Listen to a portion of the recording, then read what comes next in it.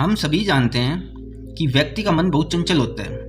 यही कारण है कि मन अशांत रहता है और कई तरह के सवालों का जन्म भी अशांत मन के कारण ही होता है। यदि आप जीवन में शांति चाहते हैं तो इसके लिए ज़रूरी है मन को शांत करना। लेकिन मन को शांत कैसे किया जाए?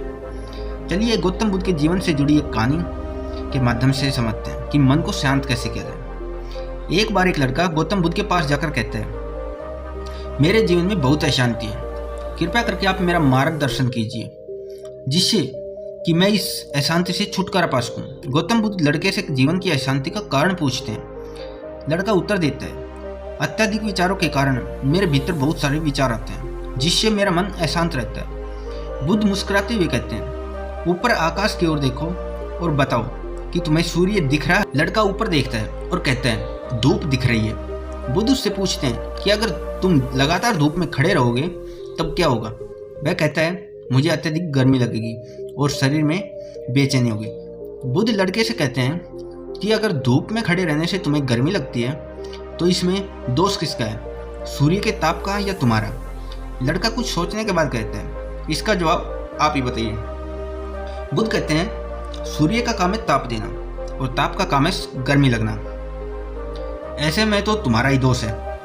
तुम धूप में जाकर खड़े होइए जिससे कि तुम्हें गर्मी लगी। तुम्हें अगर शीतलता चाहिए तो तुम्हें छांव में रहना होगा। ठीक इसी तरह चंचल मन का भी स्वभाव होता है विचारों और भावनाओं को जागृत करना। विचार क्षण भर के लिए होते हैं, लेकिन विचार से पैदा हुई भावनाएं देर तक टिकी रहती हैं। लेकिन यह तुम्हारे निर्णय लेना है कि तुम्हें विचार और भावनाओं के साथ चलना है या अलग दिशा बनानी है। बुद्ध कहते हैं कि मन को शांत करने के लिए तन के आयाम पर काम करना सबसे आसान तरीका है। शरीर के सतर पर हमारी कामेंद्रिया और ज्ञानेंद्रियां हैं।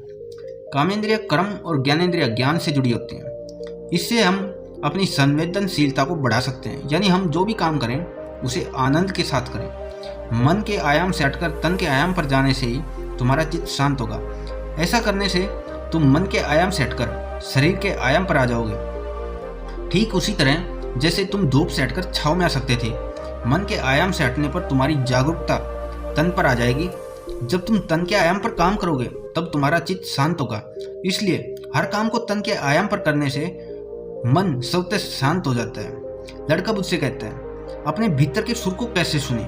बुद्ध कहते हैं, किसी शांत स्थान पर रहकर जहाँ शांति हो तब अपनी आंखें बंद करो और मन के भीतर चल रहे शोर से हटकर भीतर के सुर को सुनने की कोशिश करो। सुर निरंतर चलता रहता है, लेकिन बाहर के शोर के कारण तुम अपने मन के भीतर चल रहे सुर को नहीं सुन पाते हो।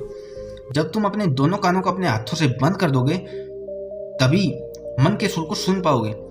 इस तरह तुम मन की अशांति से दूर हो जाओगे और तुम्हारा मन शांत हो जाएगा।